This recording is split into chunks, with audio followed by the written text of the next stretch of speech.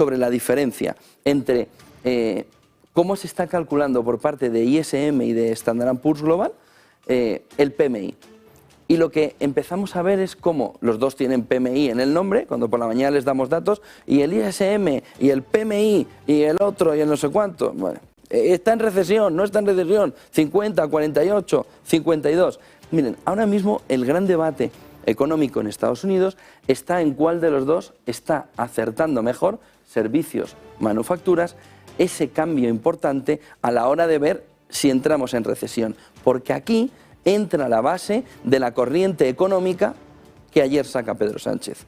Y que por supuesto sacó Jerome Powell, y que por supuesto está sacando von der Leyen. Van todos al limón. ¿Por qué? Porque no es lo mismo contar el Producto Interior Bruto sobre el producto general de la economía que sobre los ingresos. Es decir, el Producto Interior de Ingresos, lo van a ver enseguida, tiene un comportamiento que podría decir, bueno, los ingresos todavía no marcan una recesión. Y entonces se cogen ahí para intentar evitar lo que es evidente a todas luces, que es un proceso de camino a la recesión. Miren, en este PMI de servicios se ve un movimiento alcista. En servicios PMI creciendo, creciendo, creciendo, incluso en nuevos pedidos, 1,9, 1 en actividad, en producción, se ve un movimiento además de subida importante, ¿vale? Un faster, un movimiento de subida agresiva, incluso de nuevos pedidos en el 1,9, entre junio y julio. ¿Qué hacen entonces los Sánchez de turno? No está la economía caminando hacia una recesión, todo lo contrario, estamos caminando hacia una situación en la que habrá un slow growth, ya la FED lo ha cambiado por growth recession, pero se sale, miren, employment, 1,1, hay una mejor percepción de 41, de 49,1 a 52, se sale. Y sobre todo los nuevos pedidos, 61,8, 60,9. Por encima de 50 está la cosa solucionada. Pero nos vamos a S&P y vemos cambio del mismo indicador, menos 3,1.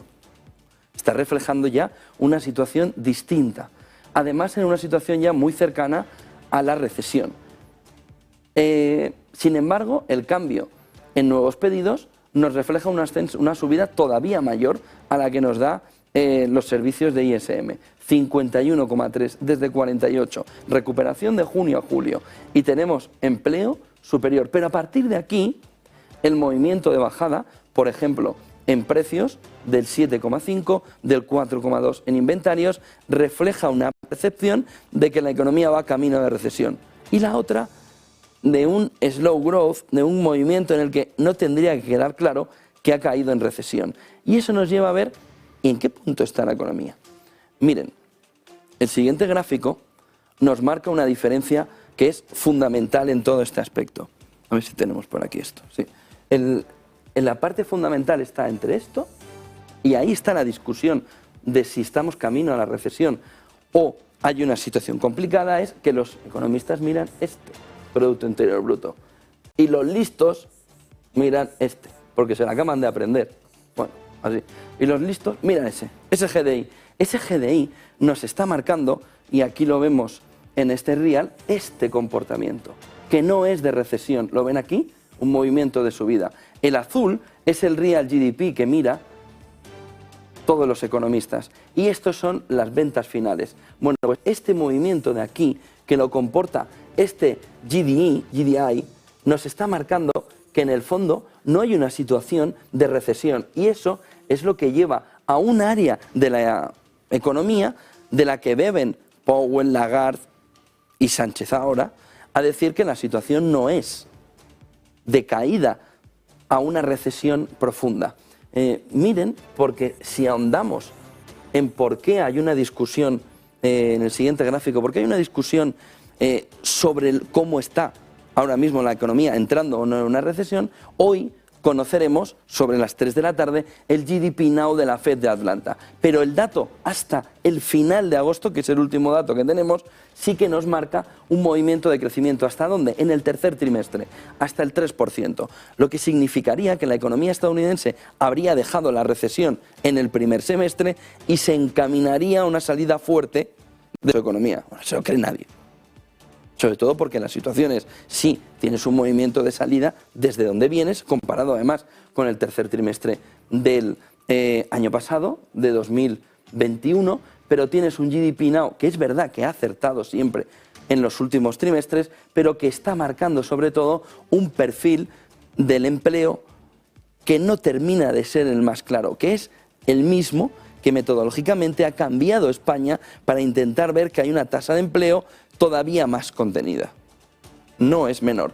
Miren el siguiente gráfico, porque en el siguiente gráfico también percibimos precisamente la tendencia que tienen ya las compañías a elevar esos beneficios en un movimiento final, fíjense, desde 2014, de que acaba un mercado ya bajista y empieza un movimiento de recuperación. Bueno, pues la percepción desde el pico es de una caída del 12%, pero en una situación de recesión económica, la caída de los beneficios empresariales se iría al 50%, que es lo que Real Investment Advice marcó ayer en un informe claro sobre el problema fundamental. Oiga, ¿hasta dónde van a caer los beneficios empresariales? Pues en este gráfico se veía muy claro cómo el climb, ¿no? el precipicio, puede llegar hasta el entorno del 50% con una caída desde el máximo, aunque ahora mismo los analistas están en un consenso de una caída del 12% desde el pico. Beneficios por acción, una vez que empiezan los beneficios a disminuir en esa proporción, hay que ver todavía si entre el 12 y el 50, que son las estimaciones, la diferencia es enorme entre una parte y otra, pero el declive de esos beneficios con un mercado que ya empieza a tener toda la percepción de esa caída de beneficios empresariales y por eso la caída del mercado empieza a marcarnos hasta dónde puede llegar. Miren el siguiente gráfico, porque nos marca también esta mañana este movimiento estimado de beneficios en cambio anual, en un movimiento anual. Y ahí lo que nos marca es la percepción de que se ha venido con una caída muy importante, se va a ir manteniendo en el tercer y cuarto trimestre, pero a partir del primero y segundo del año que viene, estos estimates de ingresos ya marcan una situación de recesión. ¿Por qué? Porque ya la demanda interna se habrá erosionado en Estados Unidos, Europa antes, marcando un camino en el que el gasto de las familias se ha disminuido agresivamente. Y tan agresivamente. Los beneficios empresariales ahora ya sí se empieza a ver que están empezando a encarar el camino de una caída importante. Miren el siguiente gráfico de Real Investment Advice, porque nos marca, creo que lo tenemos aquí, el Everything Bubble que habla Jeremy Graham. Tenemos una desviación de beneficios en el que se empieza a ver el movimiento de bajada justo en el tercer y cuarto trimestre, aunque no el fondo de toda esa caída. En el siguiente gráfico, con esa desviación de beneficios, podemos empezar a ver la diferencia y la correlación entre las subidas de los tipos de interés de la FED y el crecimiento o decrecimiento de los ingresos del S&P 500. Miren, en este otro gráfico de Real Investment Advice lo que marcan es que esa subida de tipos cada vez más agresiva está ahondando en una caída cada vez más agresiva de beneficios empresariales. Primero, porque gran parte del dinero se va a lo seguro.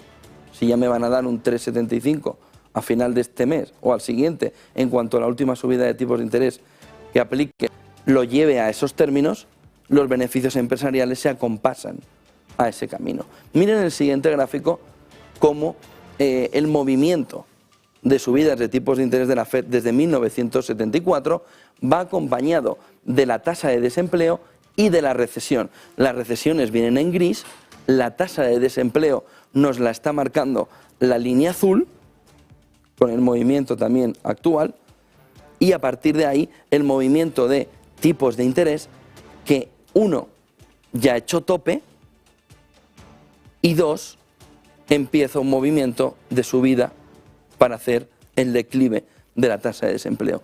Y llevarnos a la recesión, ¿cuándo?